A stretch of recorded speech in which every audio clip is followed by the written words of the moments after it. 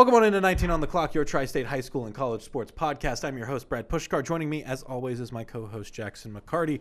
And Jackson, it is a great week to be a sports fan because we got cool high school stuff going on in the Cincinnati area. If you're a Cincinnati Bearcats sports fan, a little bit less exciting. I was about to say, depending on what side of the portal divide you stand on, it could be either your favorite week or your least favorite week. Yes. Because pretty much every player you know is in the transfer portal right now, Brad. I know, they know. I mean, it's everybody. Do we want to just open up right off the top with portal talk and the merits of it all? Great. 100. So we'll hit the news part. Yes. Brendan Sorsby announced he's going to the transfer portal While also surveying his NFL stock options. Yes, and there's I would say closer to 50 than 0% chance that he goes to the draft. Yeah, I'm watching Dante Moore big when it comes to that, because right now, if Dante doesn't declare, it's kind of just Fernando Mendoza, and then who knows after that in the quarterback race. Now, granted, that doesn't always mean that a guy has to shoot up. Like Kenny Pickett's draft year, we saw that they just waited on quarterbacks and didn't let anything really pressure him. But he could be quarterback 2 or 3 behind Fernando if Dante Moore does not declare. So here are the names that ESPN has on their big board right now. Yeah. For quarterback. Ty Simpson from Alabama. Which horrible stretch for the last month. Yeah. Dante Moore from Oregon. Yep. Which both of them you're going to get to see in the playoffs. So there's that is also going to play into things. Lenoris Sellers from South Carolina. He's announced that he's coming back. He is? Okay. Yes. Then that's even better. Fernando Mendoza. I'm double checking that, but yes. From IU. Again, another name you're going to be seeing playing in the playoffs. And then it is 3 players who are not going to be playing in the playoffs. Garrett Nussmeier with LSU, which I kind of get if at this point, because I don't know. I think he's out of eligibility. Is he out of eligibility as well? But yeah, that would make sense. The luster has kind of been another guy who I know is out of eligibility, Carson Beck from Miami, and then John Mateer from Oklahoma. He's not out of eligibility. No. He can come back. And I honestly think he probably should. The way that his thumb has derailed the whole season for him. And let me see if there's anything. And he is playing against Oklahoma's in the playoff. Why did I forget that? So he'll be playing against Alabama. No. So it'll be that nice little test of who's better, him or Ty Simpson. But yeah, Brendan Sorsby did announce alongside that, as I've been following the volleyball season, all the teams that got eliminated once the portal opened, you saw a flood rush of players as well. There were a few transfer from Tennessee, a couple from Cincinnati who decided to enter the portal. I know Tennessee has been the big name, and that's the one where it was kind of the Purdue of last year, where Purdue lost 2 of their best players in Eva Hudson, who is at Kentucky as they're going on to the Final Four right now. Chloe Chacoin, who went to Louisville, who ended in the Sweet 16 against Texas A&M, who just upset Nebraska to then move on to the Final Four as well.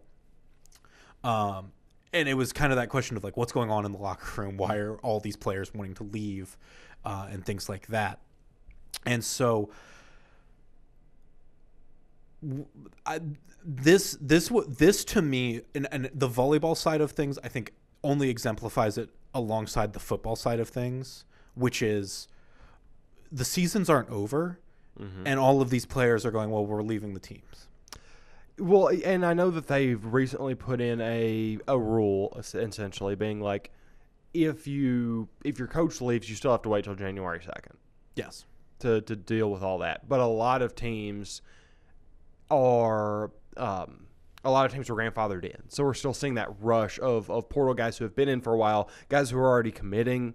I'm sorry, I'm misrepresenting the change. The change is that you can't commit until January 2nd anywhere. Yes. Where some of those guys have already started committing to other schools.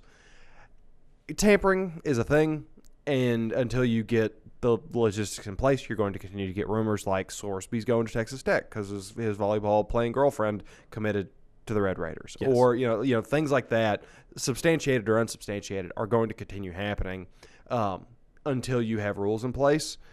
But they're at least trying. It seems like. Yes, and it really weirdly simply comes down to, in my mind, that you just have to you have to change the timing of something, whether it's the portal or when like things open up.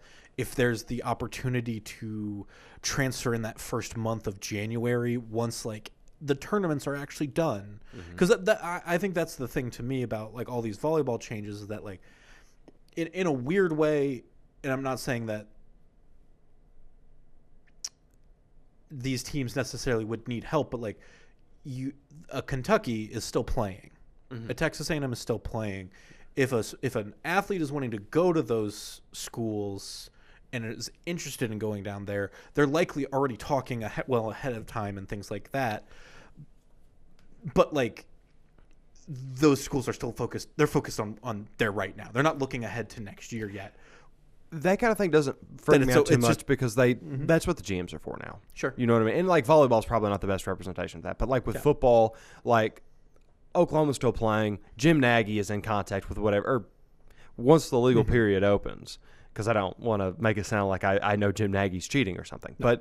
But he's going to be in contact with whatever players they think is best for the Oklahoma brand so that these coaches can continue doing their jobs. Like they're the new way around it to avoid playing it as even as you can is to hire these people to do that for you. But I'll tell you, the real problem, and problem in giant air quotes, is that you have to attach all this to school. Yes. No, that's exactly what because I've been playing through my dynasty in CFB 26. Of course. Toledo Rockets, national champions. There you go. Led by offensive coordinator Brad Pushkar. Careful. We're talking about them today against Louisville. I know. But it's funny because that game has figured out how to make the transfer portal workable, because there's like 4 weeks after everything where you can do those transfers and get those players in. But it's not real because if it's happening after the national championship, it's happening in like late January, February. Correct. And these students can't make that move as easily because of the academic side of things. Right. And because like everybody wants to be in by spring because then you can impress your coaches earlier and start to learn the playbook quicker. You're probably going to have to eliminate transferring in the spring and just make it everybody switches over in the summer. Yeah, you can make the deal in January. Yeah. But you can't leave your current school. You probably have to switch to online. I was going to say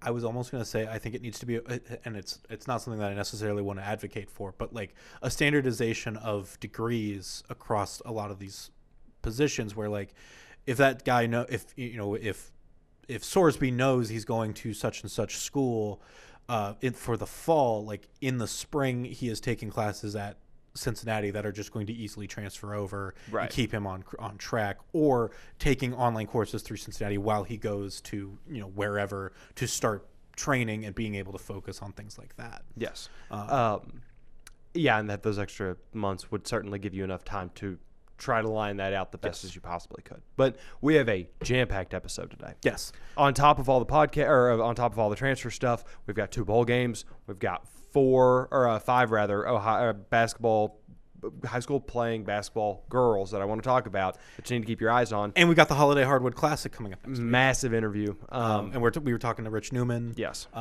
You will hear that in a minute. We have already recorded that. But very exciting time for Cincinnati sports. So let's talk a little bit about the bowl games that are on tap, because they're not as big of bowl games as we will be talking about later. Right. I just wanted to mention these teams because we've been kind of mentioning them and following them, and I think it's going to be interesting to follow. You have Louisville versus Toledo in the Boca Raton Bowl. That is December 23rd at 2 p.m. I think Louisville's going to win that game. I think somehow this has become an overlooking game as to Louisville fans just focusing on what quarterback they'll transfer in. Yes, but I think it'll be interesting to see what Toledo does, because Jason Candle has just gone to UConn. Yeah, do we know if they have like hangover staff that's Toledo football coaching bowl game? Robert Weiner will be the interim coach for the Boca Raton Bowl. Yes, and they did just sign Mike Jacobs from Mercer. Correct. I liked that I like that hire. I think that was a not a bad call by Boyd the Rockets. Jacobs? Yeah. I don't know enough about him. I know that he's got a quarterback that's entered the portal that really looked good. So it'll be interesting to see if he can maybe bring that kid to Toledo, if that kid's got bigger, opportunities. Self-supposed larger opportunities, of course. MACtion is not for the weak. Hey, and that's the beauty of the MAC. And then, of course, we'll see what Miami is doing against those teams later on. And then there's also the Frisco Bowl, UNLV versus Ohio. I only wanted to mention that because we still don't know what's going on necessarily with Ohio's coaching situation. Yeah. Brian Smith has been still on indefinite leave. John Hauser is serving as interim head coach, promoted from associate head coach and defensive coordinator in that time. There was an immediate influx of information with the Sherrone Moore stuff. Yeah. There has been desolate levels of quiet coming out of Ohio University over this bizarre situation. I want this to not come across as me criticizing other journalists in the state of Ohio, but I also don't think that there are people covering Ohio University like Detroit Press is probably covering Ann Arbor. Well, and I know, like in Athens, it's probably the student paper, and it's and it's. I'm sure there's a student paper like and a local paper and some station. Yes. Again, a student station because I know a lot of our coworkers have worked there. Absolutely. And things it's like KOUB or something. Yeah. WOUB, I believe. WOB. There you go. Yeah, because we're this side of the Mississippi. Correct. That would make sense, wouldn't it? All right. But let's get right into this high school girls preview. I need you guys to be prepared for an awesome 45 minutes of high school basketball talk coming your way, because I'm going to hit 5 names that you need to know about in this upcoming basketball season. On the girls' side, we just did that with the boys last week, who, by the way, got to see one of them already, and because I got to go to Winton. Yeah. And let me tell you, we have figured out something with these lists. We at least got one right. Isaiah Mack Russell, tip of the cap, bow of the head, freak of nature. Think I might be going back to Winton. Yeah, there you go. Again this Friday. But on top of the boys' game, I am currently scheduled to do the girls' game as well at 6:30. There we go. And I'll get to see Strawberry Blankenship, who we talked about last year. Hard not to talk about him whenever she's a very highly contributing freshman on a team that went perfect and won a state title. Yes. You know what I mean? That's usually a pretty good place to start if you want to get mentioned on podcasts talking about the best athletes in the tri-state. Okay. Go ahead and hit your notes real quick, because I'm going to throw a dart and I want to see if you tell me if I'm hitting it or not. Got it. Okay, so she's 5'11". She is number 9 on ESPN's terrific 25 girls basketball rankings for 2028. State champion last year, as I mentioned, because the Warriors went undefeated. So far through 7 games, about 13 points per game, a little over 3 rebounds, a little under 3 assists, 2 steals. Her season high is 18 points and 4 steals versus Walnut Hills. And then last year had about 11 points, 3 assists, 3 rebounds, almost 3 steals. Like, just such a clean, universal, can do a little bit of everything type of player that really becomes the foundational piece for teams that succeed at such high levels like Winton Woods. Yes. Is she going to be the next Dee Alexander in terms of like the dominance in the high school level, team consistently getting to state champion level? Because I mean, she's already got one. She's got her freshman year. Is she? Do you think that the Winton Woods squad?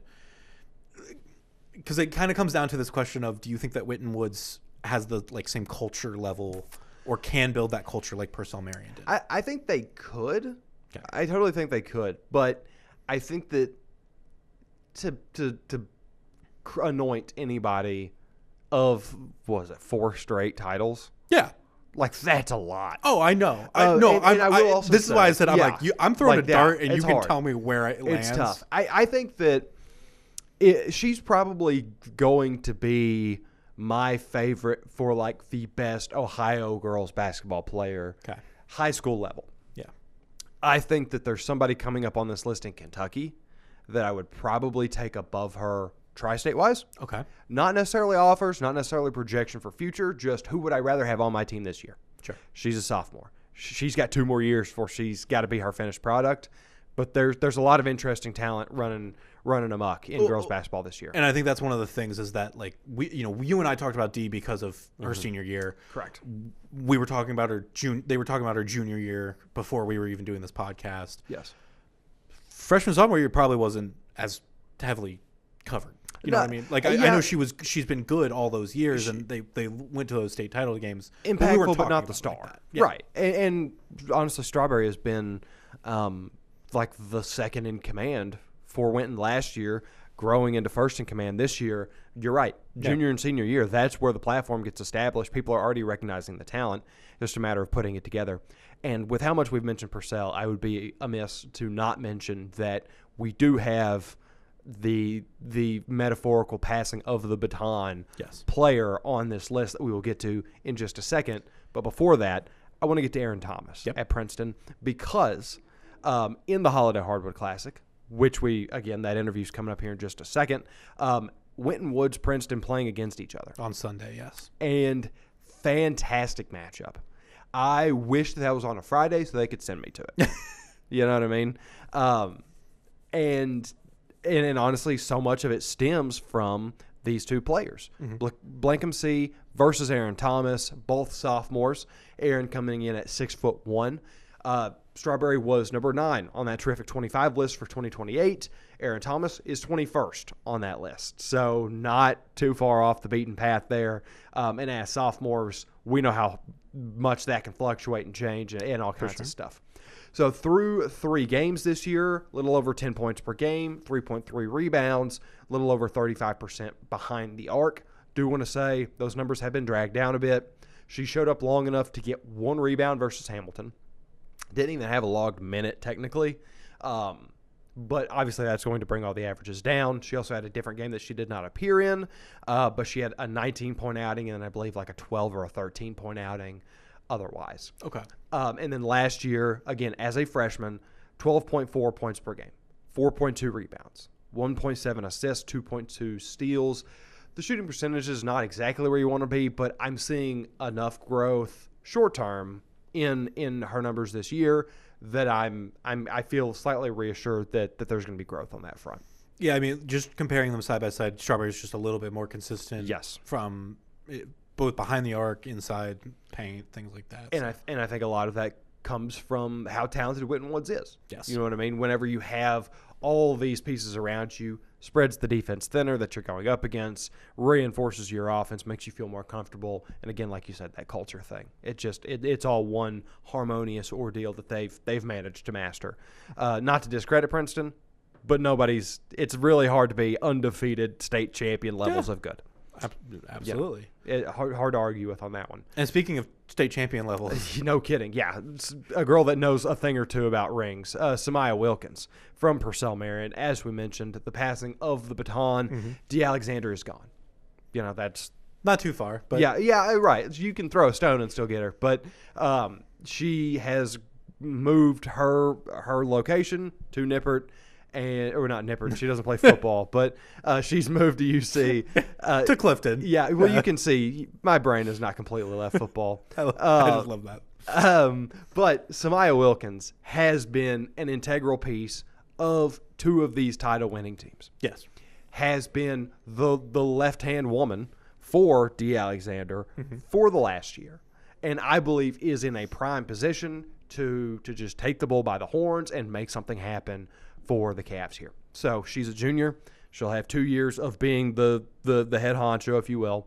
She's 6'3", primarily plays down low. This year through 5 games, she has 15 points per game, 11.4 rebounds, 2.2 assists, 2 steals, 1.8 blocks. Little bit of everything all the time. Yeah. 25 points is her season high against Cincinnati Country Day. Last year, she averaged 13.3 points per game, 9.7 rebounds per game, just a little shy of averaging that double-double, but still over 1 in assists and steals, half a block a game. It seems like this year has been more predominantly focused on her upgrading her defense, right? I was like getting more active on the defensive side of things is what that looks like to me. And that was the thing that Dee did well. You know, she took charge on both sides of the court. I think Samaya is following in those footsteps as you'd want her to. And then as a freshman, even still, she was averaging 7.5 points per game and getting over 6 rebounds a game. She has been primed for this position for a very long time. Yeah. She has been moving her way up. It's the most consistent. It's the kind of growth and structure that basketball was built on in the high school level, at the collegiate level, for decades and decades. Yeah. Of just, you wait your turn and you learn what you need to learn until it's your turn to take over, and then you do it. Yeah. Samaya Wilkins absolutely in position to do so. Those are your 3 Ohio girls that if you're looking for something to do on a Saturday and they're playing near you, I encourage you to go check them out because it'll be worth your time. 2 girls on the Kentucky side that I want to shout out as well. Jalen Jones, to start us off first at Ryle. She is a senior. And we get a little bit of a hodgepodge as to what we know about Jalen because, again, with those games falling on Saturday, we don't get to shoot as many of them as we would like to.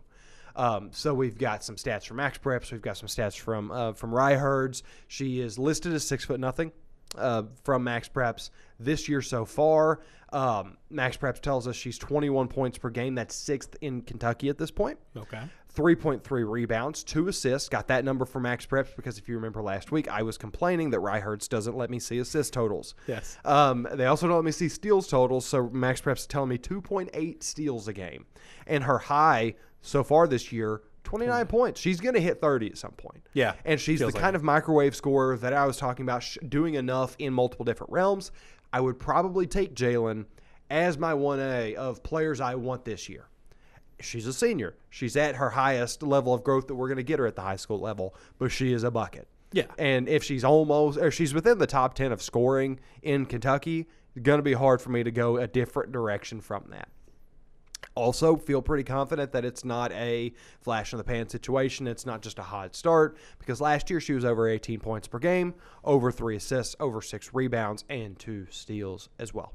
Okay. Super consistent, easy. I think those rebound totals will start going up for her on, for this year. Oh, yeah, because it's sitting at about half of what she did last year. Exactly. But again, it's only been so many games. Right. And so I think that she's going to she's going to get back to those numbers she had, but continue to level up her scoring and continue to turn heads at Ryle. And I think it's important to note that she is the senior that you're mentioning. Like, she is the senior on your list so far. She is the only senior we have on the list. Very young stars. Which is good. Yeah, absolutely. Yeah. We're going to have so much to talk about over the years. And fortunately, the girl side of stuff has not really adapted the move to Florida and play for overtime elite kind of situation that the guys have. So we're more likely to see these gals until they graduate, until they move on. Well, I mean, the college side is still playing until senior year. Exactly. So, yeah. Exactly. So it works out really well for us. And then finally, to round us all out, want to shout out Cooper's Haley Knoll. Okay. Full transparency, was going to put Addison Bristy on this list, her teammate at Cooper. We kept debating back and forth as to who I wanted to nominate. I believe Addison is a sophomore. Haley is a junior, so I went, you know what? Haley is the higher point scorer, is a little bit older, assumedly probably more in a leadership position at this point. So I said, you know what? Let's put her right behind her. It also helps if she dropped 30 versus DuPont Manual. She is a junior, like I mentioned. She's 5'10", and in 3 games so far this year, she has 18.7 points per game. 40% from, or just field goal percentage in totality, 43.8 behind the arc. Brad number. Shooting better from behind the arc than all around. It's beautiful. And then 7.7 rebounds at 5'10". Yeah. Come on. That's a fighter. That's hustle. That is Russell Westbrook. That's how I used to play the game where I gotta elbow guys try to get in there. Oh man, you weren't averaging 18.7 though. No, I'll tell you that, brother. I was barely. I don't even think I was averaging 3. So, oh man. Well, at least we're both unathletic, right? As I mentioned, the 30 against DuPont Manual, and then last year, 16.4 points per game. She was the only person on the roster that was over 10 points a game. Mm-hmm. 47.1 field goal percentage, 41 3-point percentage, 7.5 rebounds. Just slight upgrades on those numbers. I could think that she might be a 20-point per game scorer by the end of the season, which no telling what that could mean for her senior year. I was going to say she's a shooter, and shoot. Absolutely. So. And then in just quickly some honorable mentions that I wanted to put out there. Please do. Emma Holtzaffel from Notre Dame Academy, Addison Brissy, as mentioned, from Cooper, Layla Hale from West Claremont. Layla was probably the closest one to being on the list that did not make it. West Claremont, a very interesting school, a school that I wish we got to talk about more. I think that we'll probably be making some trips to talk about them this year on account of Layla Hale. And I mean, like we were saying, a few of these teams, we're going to be making the trip to Cintas Center. Absolutely. To see next week. The Holiday Hardwood Classic is happening on the 27th and 28th. I keep trying to remember those days because I got to go, when's Christmas? It's after that. The 27th and 28th, Saturday and Sunday, bringing together teams from the Dayton area, from Indianapolis, from Lexington, Louisville, Columbus, all right here in Cincinnati, getting to play some hometown teams, branching out that talent pool in a great way and giving a lot of these kids an experience they may not get to have, even if they go on to play college, they're not going to play in the Cintas Center unless they're in the Big East, right? Type or thing. Yeah, or lucky enough to play in the non-conference. So this is a big moment for them. So we sat down with founder Rich Neumann to kind of talk about what has been changing with the tournament as it enters with the showcase as it enters its fourth year, and just what you guys can expect as fans. So let's go ahead and head on over to that. All right, joining us now is Rich Neumann, one of the founders of the Holiday Hardwood Classic, now in its fourth year at the Cintas Center, coming up next weekend. So, Rich, thanks for coming in and joining us today.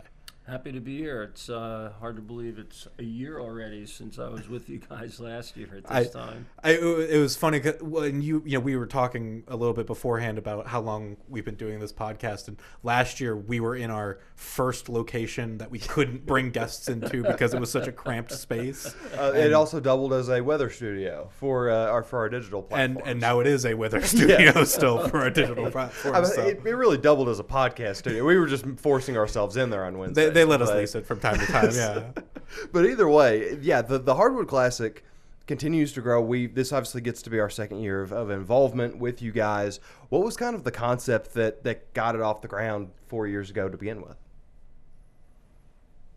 I've had a long-standing relationship with Xavier University going all the way back to Jeff Fogelson back in the late 80s, and I've kind of gotten handed down to the other ADs as the years have gone by, and I think very highly of Xavier. I taught some sports marketing classes there and actually took quite a few classes there, graduate classes myself. But when I was meeting with Greg Christopher now 5-6 years ago, he brought up the concept of doing a high school basketball showcase at the Cintas Center. And I had done an event back in 2014, 2015 with the late Mark Harden, the Sycamore AD, who tragically was killed in a car accident last year when he was at Fairfield. Mm-hmm. And we ran it for 2 years. It was a pretty successful event, but Fairfield, a little bit off the beaten path, so to speak, for a lot of schools in the area. It's not that far. One of the highlights, Andrew Benintendi played in that for Madeira. Yeah. And Greg remembered that event and said, would you like to do something like that at Xavier? And I was more than happy to, work through that with him and Brian Hicks, the senior associate AD, who's my primary contact as this has evolved. We started to put it together and COVID shut us down. As soon as we emerged from COVID, we re-engaged, and hence it's now the fourth year. The motivation behind it is I'm very passionate about high school sports to the extent that there aren't any pure sports around anymore, or levels of purity in sports anymore with NIL and all that. Mm-hmm. But I think it's a classroom where young people, boys and girls, learn a lot of important life lessons, and giving these types of schools and players the opportunity to play in a top-notch Big East arena like the Cintas Center, which despite being pretty old at this point chronologically, looks like it opened yesterday. Yeah, it is extremely impressive. I remember walking around in there whenever we were running camera for it last Christmas year, and I mean it's like you're marching around an NBA stadium almost. It's lovely. It's a great building, and it's a very unique, could be once in a lifetime opportunity for these student athletes to play in an environment like that. And it goes beyond just the coaches and the players too, because moms and dads and aunts and uncles and grandparents, and other family members, neighbors, the student bodies, the cheerleading squads, the dance teams, the pep bands. This is something that, they get to experience too, which is not an everyday ordinary thing for them to participate in. Yeah, I mean, it's like the recent playoff game with Elder and St. X in football, where getting to play in Paycor, getting to play in the Cintas Center, if there was an event at the Fifth Third Arena, high school is always, there's always the NCAA saying of like, hundreds of thousands of athletes and not all of them are going pro, or most of them are going pro in something other than sports. It's the same with high school, where this ends up being the end of the line for so many players to get that experience that they never would get otherwise. It's just such a memorable thing. And the coaches, particularly of the more successful high-profile programs, like to get on the Cintas floor because that's where the first few meaningful state tournament games can be played. True. So they get a chance to at least get accustomed to it to the extent that one game can do that for you. Right. So just to kind of peel the curtain back a little bit, we were talking about the amount of talent that is going to be on display in it's next weekend, correct? I've lost track of time because the holidays have warped my brain. 27th, 28th. Yeah. So in next weekend, there's going to be a ton of talent. How do you guys pick the teams? Do the teams come to you? What does that process look like? A little bit of both. It's a great question. When we started out, you're assuming that it's going to be an attractive opportunity for teams and that you're not going to have problems filling the field. It's not quite that simple because, for example, GMC schools, Ohio schools are capped at 22 games plus a state tournament. And that's a whole other conversation sometime about why it's capped at 22 games when across the river it's 30, but I've heard all the reasons about, it's too many games, and yet these kids are playing 70, 80 games AAU-wise during the summer, during the off-season. Right. But anyway, it hasn't been difficult to fill the field. The GCL schools, they have very few conference games, so they're looking for matchups. A lot of schools don't want to relocate home games down here, so trying to put together neutral site matches. Yeah. I know how important as a former high school athletic director gates are to your budget. So there's a little bit of three-dimensional chess going on, but generally speaking, we've got more teams that want to play than we can accommodate. And it's nice that you're getting a draw from different areas. Basketball, I think, is one of the sports that ends up getting a lot more widespread games with other states and things like that. But you have teams from Indianapolis, one of the best teams in the state, coming in. You have teams coming from Dayton on the other side of the river in Kentucky. Yeah, I was asked not too long ago about whether we consider trying to replicate what they do at Flying to the Hoop up in Dayton, where they bring in schools from all over the country. Number one, I don't know the financial model for that. And I'm more interested in, obviously, greater Cincinnati, but then Indy, Louisville, Lexington, Dayton, Columbus. Part of the motivation is, and this is on Xavier's part, they want to bring as many student athletes and their fans and their parents to the Xavier campus. Yeah, absolutely. And that becomes a student, not necessarily just student athlete recruiting tool, but it gets these people exposed to Xavier. Absolutely. And that's really the main reason that Xavier is interested in doing this. Not that they don't enjoy hosting basketball and all that good stuff, and the fact that they've offered Cam Mercer and he's going to be playing there now doesn't hurt. There's a lot of different tentacles for this. One thing I do want to mention that I don't want to forget is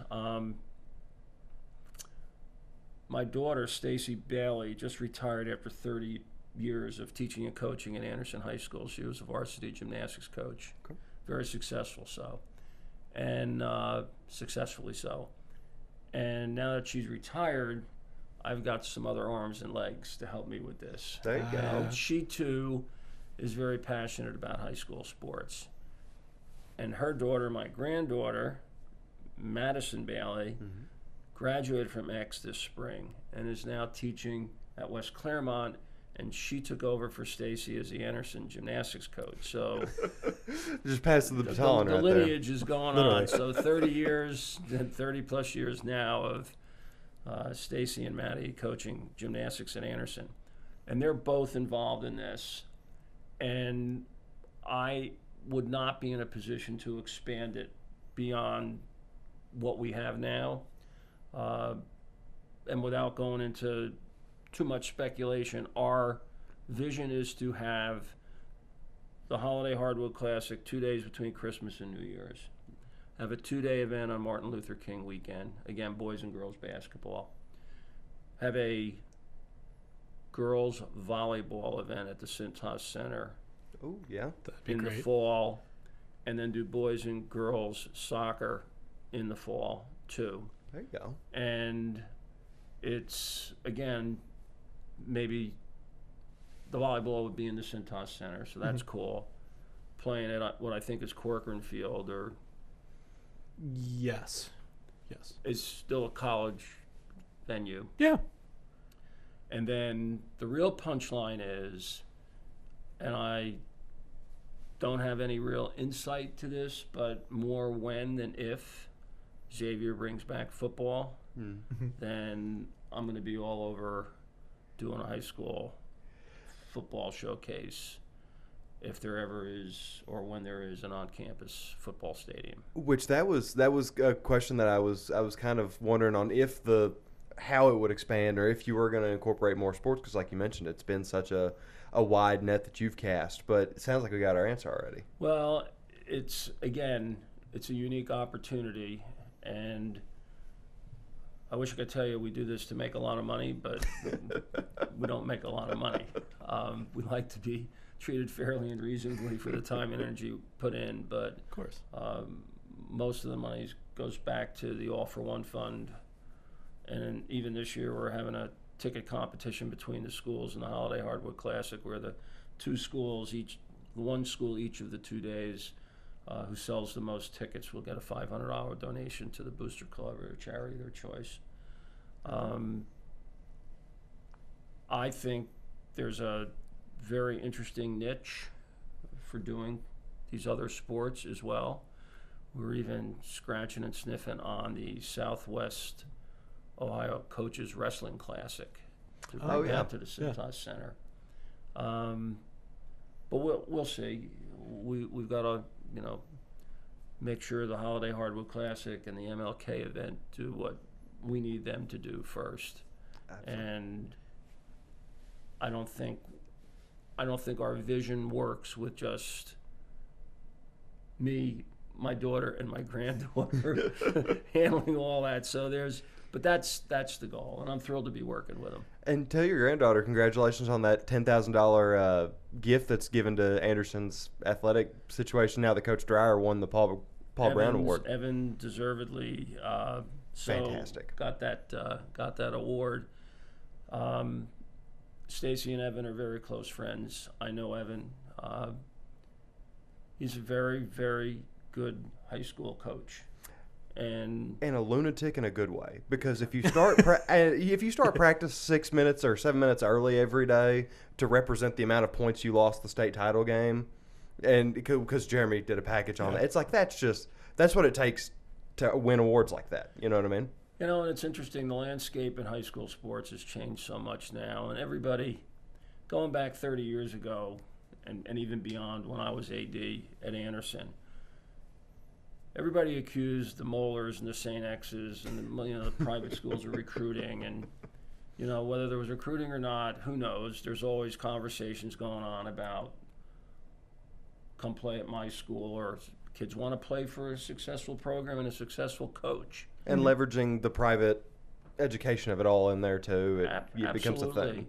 And now, when the opportunity to be part of a successful program like Anderson and get exposed to college scouts and potentially get college scholarships, that's a lot of motivation too. It's not even talking about NIL money, which is so kind of oxymoronic to me with high school sports, but it's real. I mean, that's why Cam Mercer's back at Princeton. Yeah. When OSHA passed the rules this year to allow Ohio student athletes to get NIL money, he'd still be playing for Overtime Elite if the money couldn't. I don't know any of the details, but if the money wasn't going to follow him or be the same playing for Princeton. I kind of going off of that, you talk about the way that things are changing, and we've even talked about just this last week where there's been players announcing, hey, I'm returning to this same high school. Or commitment announcements. The Taft's old quarterback. He's going to Princeton. Yes. Right? Why can't I think of his name? We've talked about him a million times. I know, and it's because the season ended. Yeah, literally. But either way, you're seeing more college-oriented things like that pop up throughout the high school landscape. And so, with a showcase like, I mean, to me, the beauty of having a showcase like this is that it's like those college basketball events around Thanksgiving and things like that, where both of these like league landscapes are shifting to be more monochromatic and look very similar. Absolutely. Do you feel like that's kind of helping local teams get a step up by being able to play around the area and things like that? I think so. Going back to just the whole notion of playing in a slightly different environment than just, listen, Friday Night Lights is cool. It's always going to be the coolest. And there really isn't that for the other sports. Yeah.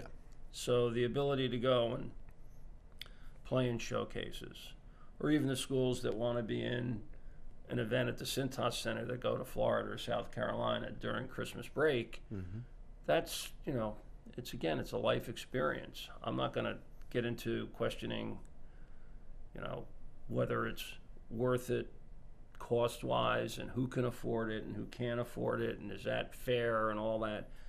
To me, if it's an advantage, if it can be taken advantage of and done the right way, then schools should definitely do it. Absolutely. Monsanto Torbert. Yes. Sorry, I needed to say it or else it was going to drive me crazy. So you guys have been doing this almost half a decade at this point. From the first event you ran to now, what do you think has been the biggest change or the biggest learning or lesson learned in that time? It's a lot of work. Yeah. Each year I keep telling myself that it should be easier or less of a heavy lift. But, and I'm not complaining, it's just whenever you put on an event that has 22 teams or 24 teams, or if you throw in the MLK weekend where you could wind up between the two events having 40 teams play, there's a lot of logistics, ranging from things that people don't think about, like I have to have liability insurance coverage for those events, naming Xavier as additional insured. Got to, cut my deals with the sponsors, cut my deals with our media partners and make sure we're promoting it and marketing as best possible.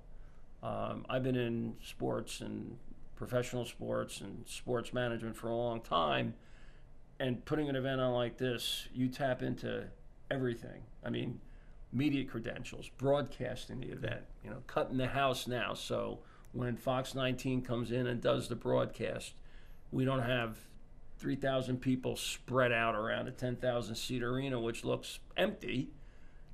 They're all going to be in the sections behind the team benches. So we learn each year something new. We've modified some of the operations stuff, and we try to make it as welcoming an environment as possible once they get to the building. And everybody understands that the men's and women's program at Xavier decides when they're going to use the floor and when they're not going to use the floor, and when they're going to use the aux gym and when they're not going to use the aux gym. The Colquitt, the new building, that's untouchable. Yeah. Nobody's suggesting anybody from the high school teams are going to get into that. The shine's too bright on that one right now. But, working through all those logistics, media requests for media credentials. Mm-hmm. It's working with the concessionaire. We're going to start this year. Maddie Madison, my granddaughter, is a pretty sophisticated amateur photographer, and we're going to start taking action photos of the players, posting them on our brand new website, which I'm thrilled with. It was time to invest in getting a new website developed. Yeah. And people will be able to then purchase and download pictures of their sons or daughters and have photos of them that they wouldn't necessarily have the opportunity to do. I don't know exactly how that works. I write some of the copy for the website, but so I've really, kind of rambled from some really granular things to now this is some of the things that we're trying to do. And again, not so much to monetize it, but to give the parents a chance. And it stems from Stacy's experience and Maddie's experience as a gymnast and coach. When they go to invitational meets, people are selling merch, people are selling photos, and that's this is a very, very wide stretch. But Katie and Troy Blackburn's daughters are bringing the Bengals a whole new look in terms of social media and marketing and promotions. It's that younger generation coming along, figuring out how to do things a little differently and a little more sophisticatedly. And I think that's great. Yeah. Absolutely. I was going to say, we've got, 12, six matchups on each day. Do you want to kind of... 5 and 6. It's 5 and 6. Okay. 6 and 6 last year. I got over my skis a little bit. Okay. That's a long day for everybody. Yeah. And candidly, when you do 6 games, even starting at 11, you're still not wrapping that last game up until 8:30. Yeah. Right. It's a long day. It's a long day. But the matchups are on Saturday, the 27th of December. We've got Mount Notre Dame, Bellbrook. Mm-hmm.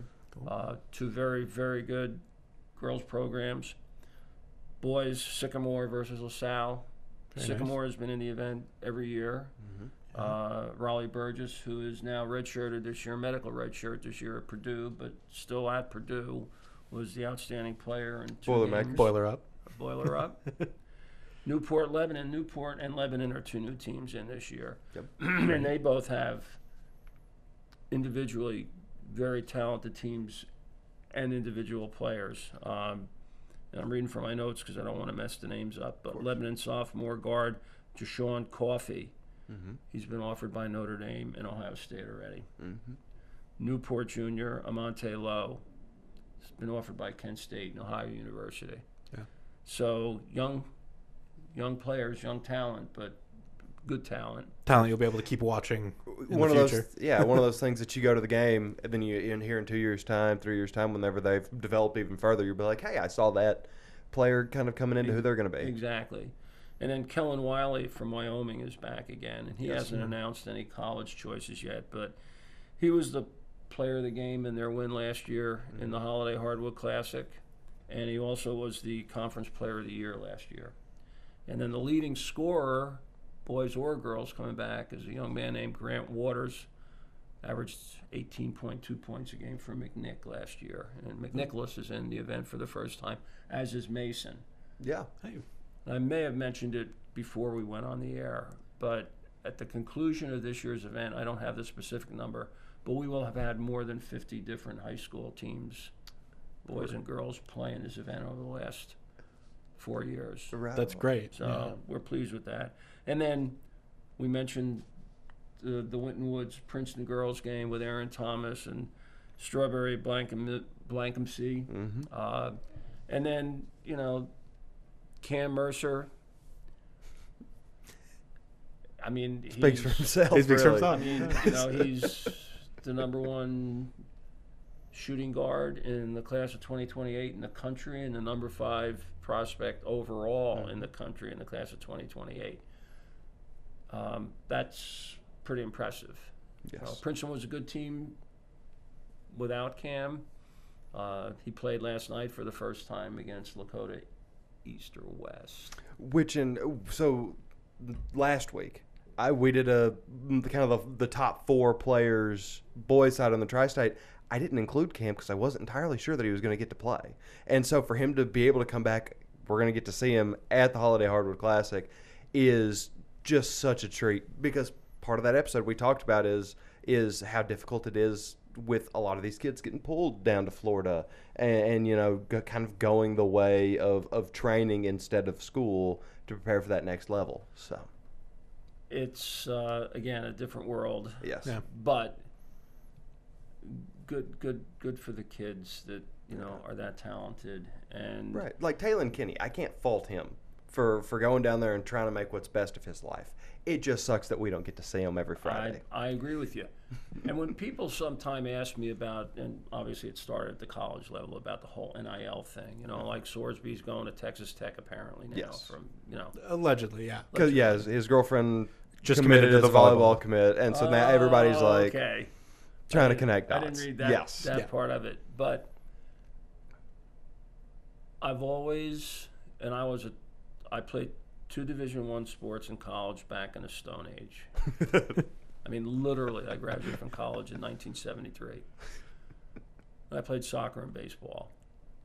And we never thought about getting paid then because the landscape was so different than it is today. Yeah. But the money that these players generate for their schools, I don't have any problem with this concept of NIL. I do believe there needs to be some pretty serious guardrails put in place. Yes. So it's just not the wild, wild west. But if my kid was a master cellist Oh yeah. or violin player, they can go get paid. Mm-hmm. Why Oh, yeah. shouldn't a kid playing a sport be in that position? If you were in the marching band and you played bass guitar and you were really good and you were like, hey, I'm gonna go join a band, I'm gonna go play gigs, you could get paid for those gigs.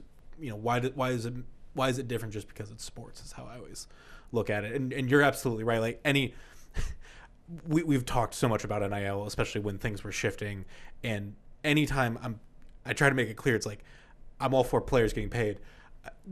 The NCAA just kicked the can down the road so long that nobody knows what is the rules, and Right. we're finally trying to catch up to that. It wasn't a new wave coming in; it was the dam breaking open. Yeah, it was everything all at once. Well, I remember some of the stories way back in the day, like Dick Butkus's job at Illinois was to make sure nobody stole the football stadium.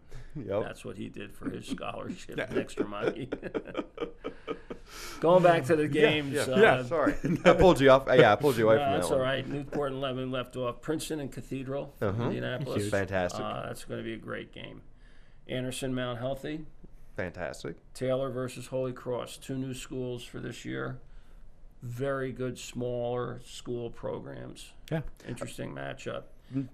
Then on Sorry. No, you got it. no, I was just going to say, no matter what time of season it is on Friday nights with our sports show, Taylor always makes itself into the highlights. They're just one of those schools that kind of go under the radar, but always have some impressive athlete or doing something impressive, be it football, basketball, I've whatever. had people ask me, "Where's Taylor from? They from Kentucky? They from Indiana? They from Cincinnati?" No, from Cincinnati. Then on Sunday we start with a girls' game again, Milford versus Lakota East, so an ECC GMC matchup. Go back to the boys, Milford versus Cincinnati Hills Christian Academy. Very disappointed. Sorry for the young man there, quarterback.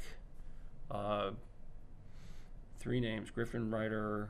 Oh, I don't Yeah. have that in here. Anyway, I know you're talking tore his about. knee up the last football Yes. game in the playoffs, and he was their star player on the basketball team. I think they'll still be a pretty talented team, but obviously his loss is going to be felt. Then we have the Princeton Winton Woods girls game. Mm-hmm. I love this matchup. Wyoming versus Centerville boys. Ooh. Yeah, it's going to be really fun. Wyoming, another one of those schools that it's like, no matter what time of season you look at them, they've got some real athletes out there. And I will say this, when you asked before about how easy or difficult it is to get the field filled, Mm-hmm. some coaches are very particular about who they will and won't play. Okay. Yeah. Others are like, lace them up, roll the ball out, we're going to play. And Wyoming's coach, Matt Rooks, told me right from the beginning, he said, we don't care who we play, we just want to be an event. We'll do whatever you want us to do. Music to your ears. Love that. that makes And- for all the admin stuff you already have to deal with. That's got to be live. And I've been trying to get Centerville in for the last couple of years because they're obviously a high-profile Dayton area program. Yeah. And Brooke Cup's the head coach's class guy, and his son now just transferred from IU to Ohio State, so he's going to be playing for Ohio State this year. He was the Player of the Year in Ohio 2 years ago, I guess. Yeah. And then the nightcap is another interesting matchup. Mason for the first time and McNicholas for the first time. Yeah. And the Dan Fleming tree, C.J. Fleming's the new coach at Mason, Yes. and Ryan Fleming is the new head coach at St. X, Mm-hmm. who will be playing in that MLK event that we're going to have. Which this past Friday, I got to go see Coach Fleming with Mason. And I'm not sure that I've ever seen somebody with more energy on the sideline. He brings he's getting as much cardio as the players are, and it's impressive. They beat a good team, or did they get beat? So, They won, but I can't for the life of me think of who they were playing. Yeah. Because I was at Winton Boys because I got to go see. It's so early in the season, names are destroying me right now. But they're new. The kid that just transferred down from Toledo, from Central Catholic. yes, okay, I know who you mean, but I can't tell you the name. And we just talked about him last week. Yeah, too. he dropped What's the- 11 he dropped the first 11 points for Winton Woods. I should not be forgetting his name. But either way, that kind of stole a little bit of my attention there. Yeah. So that's the slate of games. Yeah, fantastic slate. And it's $16 for a daily pass at the gate, and that includes all fees and parking. And obviously, the Cintas Center is in a great location with lots of parking, so it's Yes. an easy in and out Yes.